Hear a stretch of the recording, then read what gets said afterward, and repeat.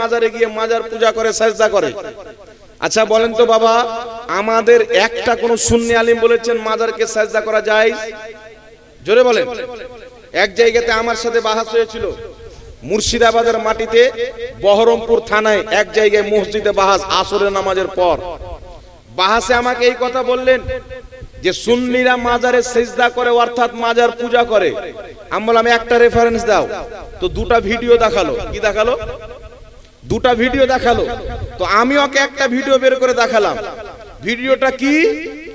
আহলে হাদিস দলের একটা মৌলবি একটা মেয়ের সাথে পালিয়ে গিয়েছে। কথা বুঝে এসছে? পালিয়ে গিয়েছে, জেনায় লিপ্ত হয়েছে। আমি ভিডিও দেখালাম যে তাহলে আহলে হাদিস দলের মধ্যে কি জেনা করা যায়? কথা বুঝে আসছে বাবা? বলছে একজন করলে কি আমাদের দলের উপরে ফতোয়া পড়বে? আমি বললাম কোন গাঁজাখোর যদি মাজারে সাজদা করে দেয় তো সুন্নিদের উপরে ফতোয়া কি করে পড়লো? তোর ওটা যদি না পড়ে গাঁজাখোর এটা কেন পড়বে? ইসলামের মসলা জানো? ইসলাম কাকে বলে একটু বুঝতে হবে বাবা। আল্লাহ পবিত্র কুরআন পাকের মধ্যে ইব্রাহিম আলাইহিস সালামকে মুসলমান বলেছেন, মুসা আলাইহিস সালামকে মুসলমান বলেছেন, ইউসুফ আলাইহিস সালামকে মুসলমান বলেছেন, সুলেমান আলাইহিস সালামকে মুসলমান বলেছেন।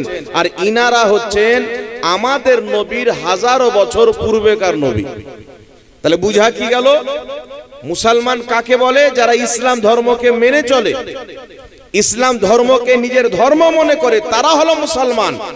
তো আল্লাহ তাবারাক ওয়া তাআলা আমাদের নবীর জন্ম হওয়ার পূর্বের 1000 বছর পূর্বের, 2000 বছর পূর্বের, 5000 বছর পূর্বের নবীগণকে মুসলমান বলছেন। এর মানে হচ্ছে যে 5000 বছর পূর্বেও ইসলাম ধর্ম ছিল। বলেন সুবহানাল্লাহ। এই পৃথিবীর মাটিতে সর্বপ্রথম যেই মানব নিজের কদম রেখেছেন, শ্রীলঙ্কা একটি দেশ আমাদের ভারতের পড়োশী, যে শ্রীলঙ্কার জমিনে একটি পাহাড় রয়েছেন, যে পাহাড়ের নাম হচ্ছে সারানদ্বীপ। এই পাহাড়ের উপরে সর্বপ্রথম আল্লাহ তাবারাক ওয়া তাআলা আদম আলাইহিস সালাতু ওয়াস সালামকে জান্নাত থেকে বের করে এই পাহাড়ের উপরে অবতরণ করিয়েছিলেন। বলেন সুবহানাল্লাহ। সর্বপ্রথম তো আদম আলাইহিস সালাম কি ছিলেন? তিনি না ইহুদি ছিলেন, না হিন্দু ছিলেন, না নাসারা ছিলেন, না পারসি ছিলেন। আদম আলাইহিস সালাতু ওয়াস সালাম মুসলমান ছিলেন। তাহলে বোঝা গেল পৃথিবীর সর্বপ্রথম ধর্মের নাম হচ্ছে মুসলমান। জোরে বলেন সুবহানাল্লাহ। ইসলাম ধর্ম প্রথম ধর্মের নাম কি? ইসলাম ধর্ম, মুসলমানদের ধর্ম সর্বপ্রথম। এইবার চলে আসেন রাসূল করিম সাল্লাল্লাহু আলাইহি ওয়াসাল্লাম বলেন, পৃথিবীতে যখন বাচ্চা জন্ম নেয়, ওই বাচ্চা ইহুদির বাড়ি হোক, নাসারার বাড়িতে হোক, যে কোনো ধর্ম মান্যওয়ালার ব্যক্তির বাড়িতে জন্ম হোক, মানুষ যখন জন্ম নেয় রাসূল পাক বলছেন মুসলমান হয়ে জন্ম নেয়। মুসলমান হয়ে বাচ্চা জন্ম নেয়। কারণ হচ্ছে মহান রব্বুল আলামিন আমাদের জন্য কয়েকটি দুনিয়া বানিয়েছেন। এক, সর্বপ্রথম আত্মার দুনিয়া, দ্বিতীয় নম্বরে মায়ের শিকামের দুনিয়া, তৃতীয় নম্বরে এই দুনিয়া, চতুর্থ নম্বরে কবরের দুনিয়া, পঞ্চম নম্বরে হাসরের দুনিয়া। হাসরে হিসাব নিকাশ হওয়ার পর জান্নাতীদের জান্নাতি দুনিয়া, জাহান্নামীদের জাহান্নামী দুনিয়া। তাহলে কটা যুগ হলো বাবা? জামানা কটা হচ্ছে? তো আমরা পৃথিবীতে আসার পূর্বে মায়ের পেটে ছিলাম, মায়ের পেটে আসার পূর্বে রূহের জগতে ছিলাম। আর রূহের জগতে আল্লাহ তাবারাক ওয়া তাআলা সমস্ত মানব জাতির আত্মাকে একত্রিত করে আল্লাহ পাক জিজ্ঞাসা করেছিলেন, ওয়াদা নিয়েছিলেন, বলো আমি কি তোমাদের রব না? সারা পৃথিবীর মানুষের আত্মা বলেছিল, আল্লাহ তুমি আমাদের রব। জোরে বল সুবহানাল্লাহ। তো আত্মার জগতে সারা পৃথিবীর মানব জাতির আত্মা আল্লাহকে রব মেনেছে, তারপরই মায়ের শিকামে এসেছে, তারপরই দুনিয়াতে এসেছে। তার কারণে বাচ্চা যখন জন্ম নেয় মুসলমান হয়ে জন্ম নেয়। জোরে বলেন সুবহানাল্লাহ। পিতামাতা ইহুদি, নিজের ধর্মের কালচার দিয়ে তাকে ইহুদি বানিয়ে দিল। পিতামাতা হিন্দু, নিজের ধর্মের কালচার দিয়ে তাকে হিন্দু বানিয়ে দিল। কিন্তু বাচ্চা যখন জন্ম নেয় সেই বাচ্চা মাসুম থাকে, নির্ভেজাল থাকে, ওই সমাজে বাচ্চা কিন্তু মুসলমান থাকে। সুতরাং বুঝা কি গেল যে ইসলাম ধর্মই হচ্ছে আল্লাহর পছন্দ ধর্ম। ইসলাম ধর্ম আল্লাহর মনোনীত ধর্ম। ইসলাম মানে শান্তি। আমরা বলি কি বলি না? ইসলাম মানে শান্তি, ইসলাম মানে ভাইচারা, ইসলাম মানে রহমত। ইসলাম হচ্ছে বরকতের ধর্ম, রহমতের ধর্ম। এখন বলতে চাই ব্রাদার, ইসলাম দ্বীনে ইসলাম আল্লাহ পাকের দ্বীন। আর আল্লাহ কোরআন পাকে বলছেন, আমার রস্সিকে মজবুত করে ধরে নাও, তোমরা ফিরকাতে বন্টন হয়ে যেও না, দলে দলে বিভক্ত হয়ে যেও না, আমার রস্সিকে মজবুত করে ধরে নাও। কিন্তু আমার আপনার নবী সাল্লাল্লাহু আলাইহি সাল্লাম বলছেন যে আমার উম্মতের মধ্যে 73টি দল হবে। কতটি দল হবে বাবা? কওমে বনি ইসরাইলে 72টি দল হয়েছিল। রাসূল পাক বলছেন আমার উম্মতে 73টি দল হবে। কুল্লুহুম ফিন্নার, সমস্ত দল জাহান্নামে যাবে। ইল্লা মিল্লাতান ওয়াহিদা, একটি দল জান্নাতে যাবে। মা আনা আলাইহি ওয়া আসহাবি, যে আমার সাহাবীর তরিকাতে চলবে। বল সুবহানাল্লাহ। তাহলে দল কটা হবে? আমার নবী বলেছেন 73 দল হবে। হবে কি হবে না? নবীর কথা ইদিক উদিক হতে পারে, নবীর কথা মিস্টেক হতে পারে। তাহলে 73 দল হবে কি হবে না? আমরা এখন দেখতে পাই কি পাই না অনেক রকম দল। জি, এখন মোবাইল খুলবেন তো বেদিনদের বক্তব্য আগে আসবে, দিনদারদের পরে আসবে। জি, ফেসবুক খুলবেন তো বেদিনদের পরে আসবে, দিনদারদের পরে আসবে। ইসলামকে কিছু মৌলবি এমন ভাবে ভাগ করে দিয়েছে যে আল্লাহর নবী যেটা বলেছেন সেটাকে মৌলবি গ্রহণ করছেন না, নিজের বড় মৌলবি যেটা বলেছে সেটাকে গ্রহণ করছে। তাই ব্রাদার, ইসলাম, ইসলাম মানে হচ্ছে শান্তি। ইসলাম ধর্মকে আমরা ফলো করে চলি। ইসলাম ধর্ম আল্লাহর কোরআন, নবীর হাদিস, সাহাবায়ে কেরামের চরিত্র, ইজমা এবং কিয়াস দিয়ে চলবে। কথাটা ঠিক না বেঠিক? কোন ব্যক্তির ফতোয়া দিয়ে চলবে না। কোন ব্যক্তির ফতোয়া দিয়ে যদি ইসলাম চলতো, যেই ব্যক্তি যেটা চাইতো নিজের জন্য হালাল করে নিত, অপরের জন্য হারাম করে নিত। কিন্তু ইসলাম ব্যক্তির ফতোয়াতে চলবে না। ইসলাম চলবে আল্লাহর কোরআন দিয়ে, ইসলাম চলবে নবীর হাদিস দিয়ে, ইসলাম চলবে সাহাবার হাদিস দিয়ে, ইসলাম চলবে তাবির হাদিস দিয়ে। আল্লাহ বলছেন তোমরা ইসলামের মধ্যে দ্বন্দ্ব তৈরি করিও না, ফিরকাতে বন্টন হয়ে না। কিন্তু নবী বলছেন 73টি দল হবে। আল্লাহ কোন ফিরকা বন্টন হতে নিষেধ করেছেন আর মুসলমান কোন ফিরকাতে বন্টন হবে, এটা বোঝার দরকার আছে না নাই? একটু জোরে বলতে হবে বাবা, বুঝার দরকার আছে না নাই? আল্লাহ তাবারাক ওয়া তাআলা বলছেন আমার ইসলামকে মজবুত করে আমার রস্সিকে ধরো, ফিরকাতে বন্টন হইও না। তাহলে আল্লাহ রস্সি কি? আল্লাহ রস্সি সর্বপ্রথম আমার নবীর হাতে। কথা ঠিক না ভুল? জোরে বলেন।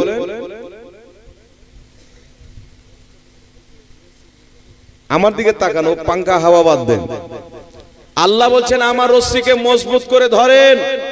তাহলে আল্লাহর রস্সি সর্বপ্রথম কার হাতে? আমাদের নবীর হাতে।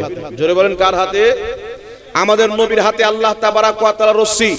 নবীর পরে সাহাবা, সাহাবা থেকে তাবিন, তাবিন থেকে তাবে তাবিন, তারপরে গওস, কুতুব, আবদাল, আওতাল, আউলিয়ায়ে কেরাম এই রস্সিকে ধরে আছেন। ফিরকাতে কারা বন্টন হবে? যারা ওই রস্সিকে সিধা ধরে চলে আসবে তারা ফিরকাতে বন্টন হলো না।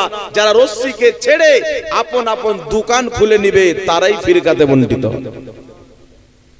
কথা বুঝে আসছে তো বাবা? এখন আপনাদের সম্মুখে আমি কয়েকটি দলিল পেশ করব। ফিরকাতে বন্টন কারা হয়েছে, নিজের ধর্ম মন মতন কারা বানিয়ে নিয়েছে। একটি কথা মনে রাখবেন, আমরা হচ্ছে আহলে সুন্নাত ওয়াল জামাত, সুন্নি মুসলমান।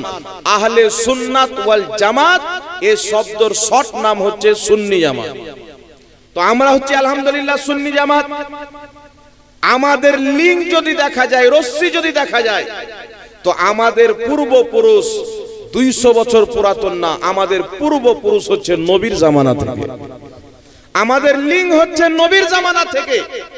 আপনি যদি 800 বছর পূর্বে যান, খাজা মঈনুদ্দিন চিশতি সুন্নি জামাতের ব্যক্তি, আপনি 800 বছর পূর্বে যান, বড় পীর আব্দুল কাদের জিলানী সুন্নি জামাতের ব্যক্তি। আপনি 1000 বছর পূর্বে যান, দাত আলী হুজবেরি আপনার জুনাইদে বাগদাদি সুন্নি জামাতের ব্যক্তি। আপনি 1300 বছর পূর্বে যান, ইমামে আজম আবু হানিফা আহলে সুন্নাত ওয়াল জামাত সুন্নি জামাতের ব্যক্তি। ইমাম শাফেঈ সুন্নি জামাতের ব্যক্তি। ইমাম আহমদ বিন হাম্বল সুন্নি জামাতের ব্যক্তি।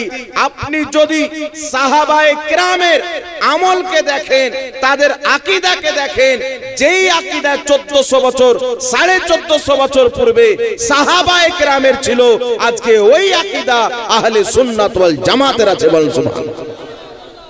ওই আকীদা আহলে সুন্নাত ওয়াল জামাতের আছে। এখন আমি আপনাদের সম্মুখে কয়েকটি কথা বলবো। ফিরকা কেন তৈরি হলো? আজ থেকে প্রায় 150 বছর পূর্বে আমাদের ভারতের মাটিতে একটি ফিরকা তৈরি হয়েছে, যার নাম আমরা যাদেরকে দেওবন্দি বলেছি। তার পূর্বে আজ থেকে প্রায় 200-250 বছর পূর্বে সৌদি আরবে একটি ফিরকা বেরিয়েছে নজ থেকে, যাকে আমরা আহলে হাদিস বলে আজকে জানি, ওয়াহাবি যাকে বলা হয়। এই দুটি ফিরকা যারা আজকে বেশি লাফালাফি করছে, এখন সবচেয়ে বেশি লাফালাফি কে করে? ওয়াহাবি মতবাদের লোক। এমন ভাও দেখাবে আপনি মনে করবেন যে পাক্কা মুসলমান, অথচ ওর তলা যখন যাবেন তো নবীর হাদিস ওর নজরে জয়ীফ, ওর বাপের হাদিস ওর নজরে সহিহ। এই রকম পরিস্থিতিতে দাঁড়িয়ে আছে এই বিরাদর ইসলাম। এখন আপনাদের সম্মুখে আমি কয়েকটি দলিল দেব। একটি কথা মনে রাখবেন, আল্লাহ তাবারাক ওয়া তাআলার দ্বীন কি দিয়ে চলবে? কোরআন, হাদিস, ইজমা এবং কিয়াস দিয়ে। আজ থেকে 150 বছর পূর্বে ফিরকা কেন তৈরি হলো শুনেন। 150 বছর পূর্বে চলে যান, এই ভারতের মাটিতে দেওবন্দি কাকে বলে মানুষ চিনত না। 150 বছর পূর্বে যান, চিনত না। আজ থেকে 200-250 বছর পূর্বে যান, ওয়াহাবি কাকে বলে মানুষ চিনত না। কেন চিনত না? কিন্তু 800 বছর পূর্বে যান, সুন্নি কাকে বলে মানুষ চিনত। 1000 বছর পূর্বে যান, সুন্নি কাকে বলে মানুষ চিনত। আপনি 1400 বছর পূর্বে যান, 1450 বছর পূর্বে আমার আপনার নবী সাল্লাল্লাহু আলাইহি সাল্লাম নিজেই নাম উল্লেখ করে পরিচয় করিয়ে দিয়েছেন, যেই দলটি জান্নাতি হবে তার নাম হবে আহলে সুন্নাত ওয়াল জামাত। ইমাম ইবনে কাসির রাহমাতুল্লাহ আলাইহি নিজের কিতাব তাফসিরে ইবনে কাসিরের মধ্যে হাদিস উল্লেখ করেন, রাসূলে কায়নাত সাল্লাল্লাহু আলাইহি ওয়া আলিহি ওয়াসাল্লাম বলেছেন, কি বলেছেন? রাসূলে পাক বলেন, কিয়ামতের ময়দানে কিছু লোক হবে যাদের চেহারা দিয়ে নূর চমকিবে, কিছু লোক হবে যাদের চেহারা কালো অন্ধকার হবে। রাসূলে করিম বললেন, যাদের চেহারা দিয়ে নূর চমকিবে তারা হবে আহলে সুন্নাত ওয়াল জামাত, যাদের চেহারা অন্ধকার থাকবে তারা হবে বিদআতি জামাতের লোক। বলুন সুবহানাল্লাহ। তাই বিরাদর ইসলাম, এখন আপনাদের সম্মুখে আমি কয়েকটা দলিল দেব। কুরআনের বিপক্ষে কেউ যদি ফতোয়া দেয় মুসলমান থাকবে? জোরে বলতে হবে। হাদিসের বিরুদ্ধে কেউ যদি ফতোয়া দেয় মুসলমান থাকবে? তাকে অনুসরণ করা যাবে। কোন ব্যক্তি যদি অনুসরণ করে জান্নাতে যাবে না জাহান্নামে যাবে? এখন দল কোথায় হলো? দল কোথায় তৈরি হয়ে যায়? দ্বন্দ্ব কোথায় হয়ে যায়? লড়াই কোথায় হয়ে যায়? যখন নবী পাকের হাদিসের বিরুদ্ধে মোল্লা ফতোয়া দেয় তখন দল তৈরি হয়ে যায়। একটি আপনাকে উদাহরণ দিয়ে দিচ্ছি শুনেন। দেওবন্দি জামাতের সবচাইতে বড় বুজরুগ ইসমাইল দেহলভী, আমার গাড়িতে কিতাব রাখা আছে। দেওবন্দি জামাতের সবচাইতে বড় বুজরুগ ইসমাইল দেহলভী, তিনি নিজের কিতাব সিরাতে মুস্তাকিম 148 পৃষ্ঠা, দারুল উলুম দেওবন্দের ছাপ, সেই কিতাবের মধ্যে লিখছেন, নামাজের মধ্যে যদি গরুর শরণ আসে নামাজ হয়ে যাবে, নামাজের মধ্যে যদি গাধার শরণ আসে নামাজ হয়ে যাবে, নামাজের মধ্যে যদি জিনার শরণ আসে নামাজ হয়ে যাবে, এই নামাজের মধ্যে যদি মুহাম্মদুর রাসূলুল্লাহর শরণ আসে নামাজ হবে না। তাহলে ফিরকা হবে কি হবে না? জোরে বলেন। তাহলে ফিরকা তৈরি হবে কি হবে না? এই কথা যখন বলবে যারা উলামায়ে হক, যারা ইমানদার আলিম উলামা মুফতি রয়েছেন, তার উপরে কুফরির ফতোয়া দিবে। ফতোয়া যখন দিবে, কিছু লোক হক পথে ফতোয়ার পক্ষে হবে, কিছু লোক ফতোয়ার বিপক্ষে হবে। হবে কি হবে না? এখন দুনিয়াতে আপনি দেখেন, চোরের যদি আপনি বিচার করেন তো চোরের পক্ষেও বিচার করতে মডেল আছে, আছে কি আছে না? তো আপনি ফাতোয়া দিবেন, ফাতোয়ার বিপক্ষে লোক হবে, পক্ষেও হবে। যখন ওই আকীদার পক্ষে লোক হয়ে গেল, তাদেরকে দেওবন্দি বলতে লাগলো। কি বলতে লাগলো? দেওবন্দি বলতে আরম্ভ করলো। যারা ওই আকীদার পক্ষে হলো, নবীর শরণ আসলে নামাজ হবে না। আর যারা ফাতোয়ার পক্ষে হলো, তারা আহলে সুন্নাত ওয়াল জামাত, সুন্নি জামাত। এই জামাতকে তারা আবার রাগ করে চিড়ে বলছে আমাদেরকে দেওবন্দি বলবি, তোরা বেরেলভি। কথা বুঝে এসছে বাবা? তখন আমাদেরকে বেরেলভি বলতে লাগলো, কিন্তু আমাদের নাম বেরেলভি না, আমাদের নাম হচ্ছে আহলে সুন্নাত ওয়াল জামাত, সুন্নি জামাত। জোরে বল সুবহানাল্লাহ।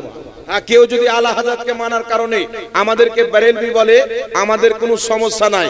কেউ যদি খাজা মঈনুদ্দিন চিশতিকে মানার কারণে আমাদেরকে আজমেরি বলে, আমাদের কোনো সমস্যা নাই। কেউ যদি গৌসে আজমকে মানার কারণে আমাদেরকে বাগদাদি বলে, আমাদের কোনো সমস্যা নাই। কারণ পৃথিবীতে যত আল্লাহর ওলি আছে, সমস্ত ওলি সুন্নির মাথার তাজ আছে। বল সুবহানাল্লাহ। আমরা তাদেরকে মানি। আজকের গাঁজা খানেওয়ালা মৌলবি, আজকের ইহুদির পয়সা খানেওয়ালা মৌলবি, এই মৌলবিদেরকে আমরা অনুসরণ করতে পারি না। আমরা খাজা মঈনুদ্দিন চিশতির দামান ধরেছি, আমরা আব্দুল কাদের জিলানীর দামান ধরেছি, আর ইনাদের পথ হচ্ছে আল্লাহর পথ। জোরে বলেন সুবহানাল্লাহ। এবার আমার দিকে লক্ষ্য করেন বাবা, একটা কথা বলেন তো, নবীর শরণ আসলে নামাজ হবে না, গরুর শরণ আসলে হয়ে যাবে, গাধার শরণ আসলে হয়ে যাবে, জেনার শরণ আসলে হয়ে যাবে, এটা নবীর গুস্তাখ কি গুস্তাখি না? এটা নবীর বেয়াদবি কি বেয়াদবি না? জোরে বলেন।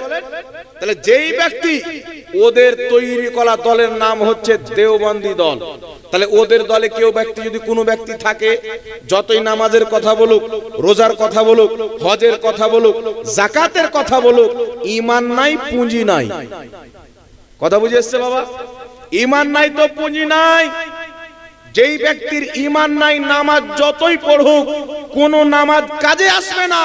আর যেই ব্যক্তি বলবে নামাজের নবীর শরণ আসলে নামাজ হবে না, গরুর শরণ আসলে নামাজ হবে, ও কলমা নবীর পড়েছে না গরুর পড়েছে?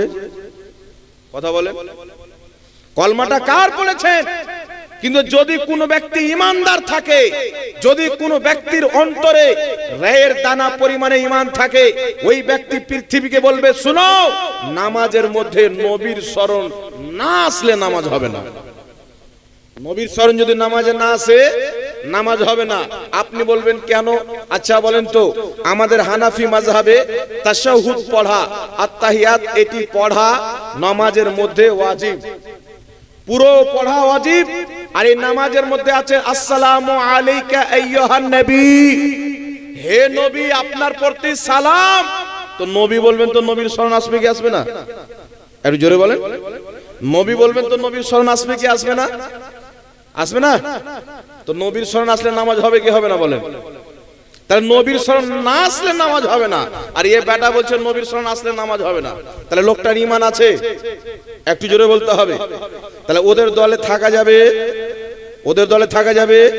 দ্বিতীয় নাম্বার চলে আসেন, এই জন্য ফিরকা তৈরি হয়েছে। শুধু তাই নয়, শুধু তাই নয়, তবলিগি জামাত নাম শুনে হবেন। সেই জামাতের প্রতিষ্ঠাতার নাম হচ্ছে ইলিয়াস কান্ধেওয়ালি সাহেব। তিনার পীর মুর্শিদ রশিদ আহমদ গাঙ্গোহী সাহেব, দেওবন্দি জামাতের গুরু প্রতিষ্ঠাতা। তিনি নিজের কিতাব ফাতাওয়া রশিদিয়ার 82 পৃষ্ঠার মধ্যে লিখছেন যে আল্লাহ তাআলা মিথ্যা বলতে পারে। বলেন তো আল্লাহ মিথ্যা বলতে পারে? জোরে বলেন। দলিল কি? আল্লাহ মিথ্যা বলতে পারে। আপনার আকীদা তো দলিল দেন। তো দলিল দিচ্ছে শুনো, মৌলভী জাহাঙ্গীর মিথ্যা বলতে পারে, আর আকীদা যদি রাখি আল্লাহ মিথ্যা বলতে পারে না, তাহলে জাহাঙ্গীরের চাইতে আল্লাহর পাওয়ার কমে গেল। কথা বুঝে আসছে? যুক্তিটা খাটিয়েছে, কিছু লোক মনে করবে কথাটা তো ঠিকই, তাহলে তোমার চাইতে তো ইহুদি বেশি পাওয়ার ওয়ালা। কেন? ইহুদি সুয়ার খেতে পারে, তুমি খেতে পারো না? জি ফিট করা যাবে? কিন্তু আল্লাহ তাবারাক ওয়া তাআলা প্রত্যেক আয়াত থেকে পাক। আকীদাতুত তাহাবী কিতাবের মধ্যে লেখা আছে মিথ্যা বলা হচ্ছে একটি আয়াত, আল্লাহ আয়াত থেকে পাক। সুতরাং কোন ব্যক্তি যদি বলে আল্লাহ মিথ্যা বলতে পারে, সঙ্গে সঙ্গে ওই ব্যক্তি কাফির ও মুরতাদ হয়ে যাবে। বলেন সুবহানাল্লাহ। ইসলামের মধ্যে থাকবে না। শুধু এই কটা আকীদা না, একাধিক আকীদা আছে। নবী মরে মাটির সাথে মিশিয়ে যাওয়া, নবীর মতন জ্ঞান পশু পাখিকে আছে, নবীর জ্ঞান চাইতে শয়তানের জ্ঞান বেশি, এই রকম আকীদা। আমাকে কেউ ফোন করছে, বলছে হুজুর আপনি কি বাহাস করবেন দেওবন্দির সাথে? আমরা করব। কি নিয়ে? মিলাদ নিয়ে বাহাস করব, কিয়াম নিয়ে বাহাস করব, নবীর নাম চুমুন নিয়ে বাহাস করব। আমি বললাম শোনো, মিলাদ করা, কিয়াম করা, নবীর নাম চুমুন দেওয়া মুসলমানদের ব্যাপার। আগে তুমি মুসলমান কিনা সেটা নিয়ে বাহাস হবে। তোমার ঈমান আছে কি নাই সেটা নিয়ে বাহাস হবে। তুমি যদি নিজেকে মুসলমানই প্রমাণ না করতে পারো তো মিলাদ নিয়ে কি করবে, কিয়াম নিয়ে কি করবে, নামাজ নিয়ে কি করবে, হজ যাকাত নিয়ে কি করবে? এই সমস্ত জিনিস তো যার ঈমান আছে তার জন্য। আল্লাহ কি বলেছেন? হে ব্যক্তি নামাজ পড়ো না, আল্লাহ বলেছেন হে ঈমানদার নামাজ পড়ো। মুসলমানকে নামাজ পড়তে বলেছেন, কোন কাফিরকে নামাজ পড়তে বলেননি। ইসলামের তাই ফতোয়া হলো, যদি কোনো একজন ব্যক্তি 40 বছর পর্যন্ত কুফরি অবস্থায় থাকে আর 40 বছর বয়সে ঈমান আনে, ইসলাম গ্রহণ করে, তাহলে 40 বছর পরই তার উপরে নামাজ ফরজ হবে, আগে তার উপরে নামাজ ফরজ হয়নি। কারণ নামাজ ফরজ হওয়ার জন্য ঈমান থাকা শর্ত। ঈমান নাই নামাজ নাই।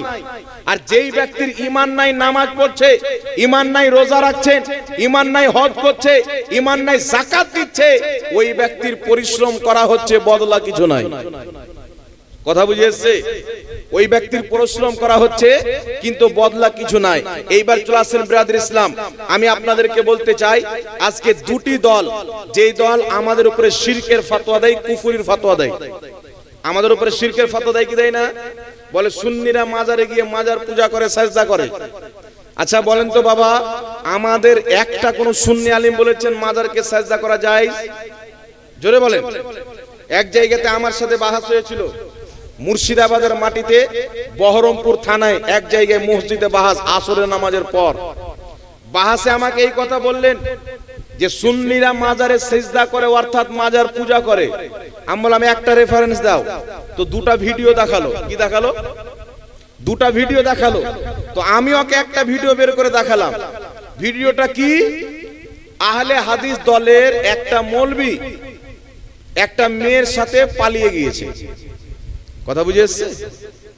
পালিয়ে গিয়েছে, জেনায় লিপ্ত হয়েছে। আমি ভিডিও দেখালাম যে তাহলে আহলে হাদিস দলের মধ্যে কি জেনা করা যায়?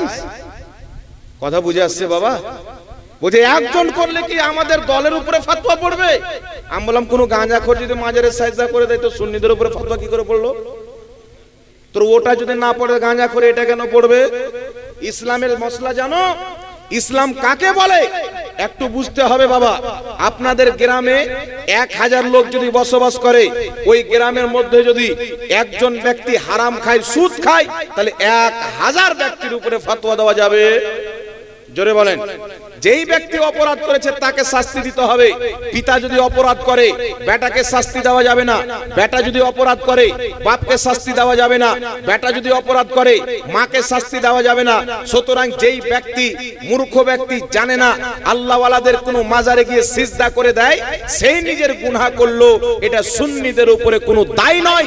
কারণ আহলে সুন্নাত ওয়াল জামাতের ইমাম সরকারে আলা হযরত আজ থেকে 150 বছর পূর্বে নিজের কিতাব মালফুজাতের মধ্যে লিখেছেন আল্লাহ ব্যতীত কোন ওলি তো ওলি নবীকে পর্যন্ত সিজদা করা হারাম আছে। জোরে বলুন সুবহানাল্লাহ।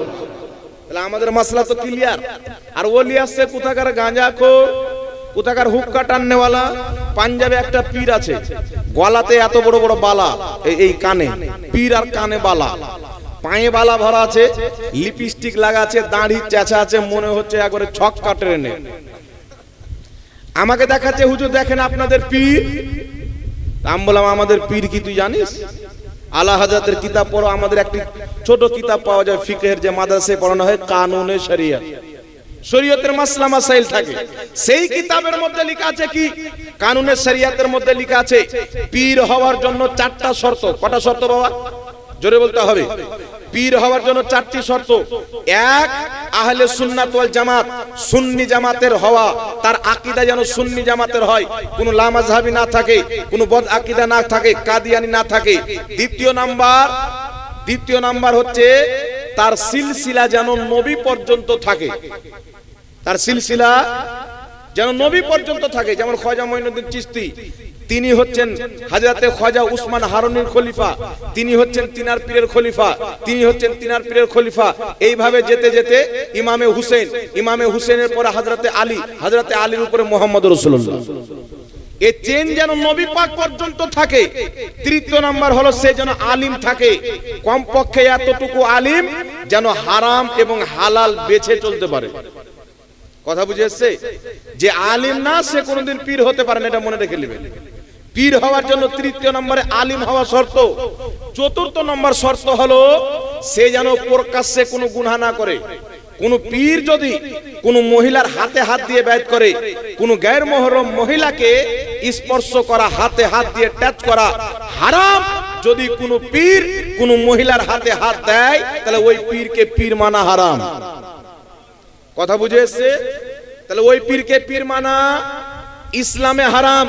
যদি কোনো পীর প্রকাশ্যে নামাজ ছেড়ে দেয়, যদি কোনো পীর প্রকাশ্যে শরীয়ত বিরোধী কাজ করে, গুনার কাজ করে প্রকাশ্যে, তাহলে ও হবে ফাসিক।